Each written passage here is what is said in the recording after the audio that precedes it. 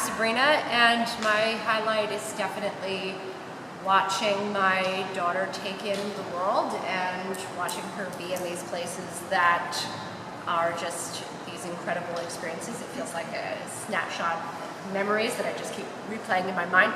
My name's Amanda. Our highlight has just been, I think, just seeing everything we've seen, living in our car for 6 months and coming down here with 2 days notice. And then low light, just kind of justifying it to my family and making them not think I'm crazy, even though they still think I'm crazy, but it's okay. Hello, my name is Rob. The highlight's definitely being with my daughter all the time. That's my goal. And the low is people don't understand that. When you asked the question, I took it very literally, so I'm just going to run with that. I would say that the low light was the night that we arrived in our small town in Panama, where we were going to be living for the year, and there was no dining room table, and there was no air conditioning, and there was a rock hard bed that my husband couldn't sleep on, and there was the mommy meltdown of the year. I had no idea how I could possibly pull it off. I just didn't know how it was ever going to happen. And then the highlight was 10 months later when my daughter was in the parade with her public school in Panama, and she was twirling her baton, and we had managed to make it. And she was a student like all the other kids, and I was a parade bomb like all the other parade bombs. My name is Milos. I'm from Canada. Highlight, I don't know, I guess is this, my first sort of experience, our families traveling outside of the country sort of with a purpose of exploring what's out there and who's out there and getting to know these people. I don't think any low lights yet, so it's pretty good so far. One of the things I'm enjoying is I'm a single mom, and I've met 7 or 8 other single moms, and that's something that's really important to me. And for my sons, I think it's great. They can see that. And the other thing that I'm liking about it is that pretty much everyone here gets me. No one thinks I'm weird. No one thinks I'm crazy the way I'm raising my kids, schooling or not schooling my kids, and traveling and that kind of stuff.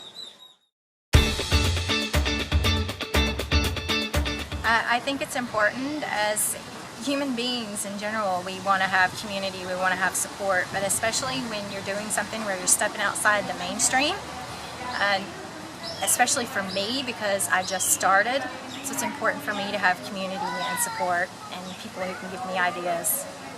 It's the first event of this type that we have been able to participate with in Mexico, where it's not just Mexican, Spanish-speaking families here, but it's actually international group, and so it's been very exciting for us. Our kids are having a blast. And well, my family and I have been traveling for over 2 years now, and coming together as a group like this in Cancun has just been so refreshing. Just to have the community, have the friendships, to create bonds, to see the children meeting new friends and playing games. It is just so refreshing, and just really establishing a community with people who are like-minded and who are just doing things that are like even different than ourselves, and so we're learning as well. And then also I would say for me as an unschooler, probably the most compelling thing to hear you talking about is also the idea of finding community once we arrive in a place. I would love to say, we're thinking about going to X country, and who is already there that we can arrive and say, let's link up, let's connect up, and have that move from online to offline. As like Sufi nomads, we're already like outliers. I'm still kind of weird. Like they're like, why do you want to make your life harder and just go travel by travel with all of us? You know, and like I'm kind of a loner. Like, and I'm so used to doing everything by myself that, and we're kind of like a well-oiled little machine. That even knowing that you guys exist and coming here, it's like so nice. Like to the other, especially like other single moms, like not being like the weird outlier person and having people get you, and just having my kid having friends in another country. It's so nice. So my talk today is called The Benefits of a Literature-Based Education when Raising a World Citizen. So I love to travel and I love books, and this is how all of this comes together, and how even those who hate books can still incorporate it into your travel world school lifestyle. in homeschool is that the medium is the message. And so first, it will be four points. The first one is how parents don't have to take the power over the children. There is kind of freedom, etc. And the second point is how children don't have to take power over others either. The third part is how children can learn to have power over themselves, as you said this morning, to have power over their own happiness and their own feelings. And the fourth part, how adults can also learn in the process how to control their own emotions and feelings. So. As an advocate for Worldschooling, I'm all about it being all inclusive. You can be a homeschooler, you can live in your home country, you can put your kids in traditional schools, you can do what works for you, and however I can support you or the community can support you, it's my honor to be able to help facilitate whatever works and get you whatever you need. And how are your kids going to get into university or or college, or how are they going to be successful? My God, you're ruining them. Here to tell you that is completely unfounded, that there's no, just like the socialization question we can put to rest because we know that's, silly. The same thing with getting into college. It's silly. Yes, they will, if they want to. How and why institutional education was created, and the structures of these institutions, and how they actually structure our kids. The evolutionary biology and attachment patterns. Now, we talked a little bit yesterday about attachment parenting, so this will come to here, and how they affect the emotional well-beingness of our children and their effectiveness in future life. I think we all have the same goal for our kids. Traveling, not traveling, is make them be self-educated, or independent, and be happy, because we want them to be happy. Well, so I wanted to ask if you had any advice with your work experience in unschooling and homeschooling. If you had any advice for parents how to treat, how to behave with their children? First off, everybody standing on the stage right now will be fine. Alright? I can say right now, these kids. Because what we found when we started talking to people about home education is that even if they had the desire to do it, many times they couldn't find materials without having to speak English first. And so there's this real problem. And we were in a position to be able to fill that need. I have a master's degree in education. However, when I came out of the classroom and began teaching my own students, I realized I had to de-school a lot of things, right? I have winged it, and I have gone year to year. 6 months here, we'll try that, we'll do this. I've ordered curriculum, I've done the unschooling. It's just whatever works for that child, but also for our group and for me at that particular time. There is those that are opting for traditional school, and I would say on the far other side are those of us that identify with being radical unschoolers, and that's what I am. It's just that I feel women, moon, we start with the moon. Women are very connected with the moon. Even in the Mayan cultures, the symbol for woman is a moon. And we sort of started, I guess, our Worldschooling a lot at home through something called couch surfing.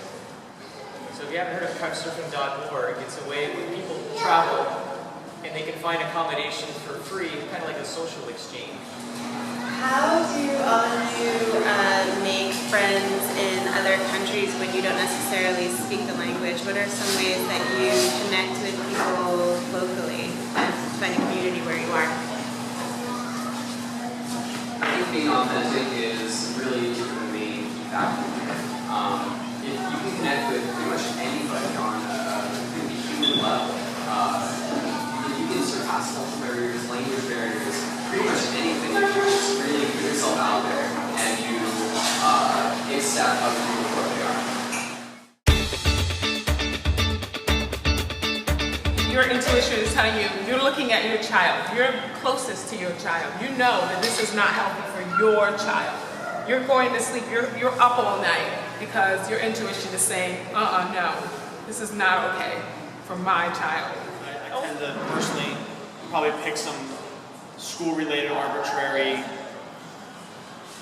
measures of where Avery should be at a certain time, and then tend to like micro freak out if I feel like she's not meeting them. Like I just asked today, like, when do kids lose their teeth? And thank God it was like a year after that she is, because I probably would have started thinking about, well, why hasn't she lost any of her teeth yet? Like I said, to hyper focus on little things like that. We were having this exact conversation at lunch, and I was telling people about the first time that I learned that Socrates had railed against the alphabet because he thought it would be the death of ideas. And like that seems laughable to us now because we all know that books totally revolutionized the world of ideas. But from his vantage point, he thought ideas are dynamic, you have to be in conversation about them or they'll die. They'll be static on the page and people will be reading books all the time, they won't be talking. And so we're just at that cusp, I think, of technological development that there's a lot of fear, right? Like it says on this paper, fear is ruling a lot of our engagement. And I think the thing that I struggle with is that for some children, some things they're just not ready for.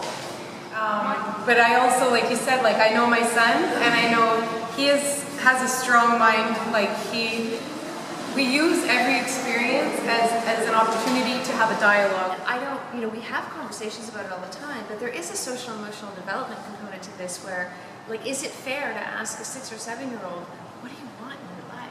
I mean, those are big, big questions. This journey, I got onto this journey because what I realized, and just listening to a lot of the noise, I call it, from everything, books, media, anything, is that the only way my life and my children is going to change is if I am always working on myself. He knew that I was interested in children and education, and he just left A.S. Neill's Summerhill on my bed. A radical approach to childbearing, which is like, I mean, A.S. Neill is like the father of where unschooling has come from, I think. And that really set me on an amazing path. But I'm kind of in two minds about that because I sort of feel that once again you're bringing children together and everyone has such a different, amazing, diverse learning style. Well, if it's like for us, having our first child was totally different one than the second child, and it was a girl, so each family has to figure it out depending on the reaction of each kid, depending on. I'd like to respond two ways to what you were talking about. The first one is we model what works for ourselves. The second response I want to give you is that we talk about partnership. We talk about the partnership for what works for the family. And when I gave the example earlier about Miro asking, like, do we have anything planned tomorrow? Do you care if I sleep in till 4? I don't care. We've got nothing planned. Go for it. That kind of respect came because we have talked from the beginning of our travels. We're in this is our partnership. This is what I feel that our partnership needs. What do you feel our partnership needs in order to have both of our needs met? And as a family unit, you can have these kinds of conversations. I thought, you know what, it's okay to have boundaries. And maybe I have more boundary. I'm maybe stricter than a lot of other people in that I do make them brush their teeth. I do make them put on deodorant at certain times when they reach it because for the good of our whole. We travel as a group. Since talking to Lainey about the way she does things, we've taken schedules off the table. They can go to bed when they want, they can get up when they want, unless we have something, like we got to get here. They have to get up at a certain time, but they can still go to bed when they want. I mean, if you want to have less sleep, then that's up to you. But I'm going to just say, empower your kids to make choices on their own.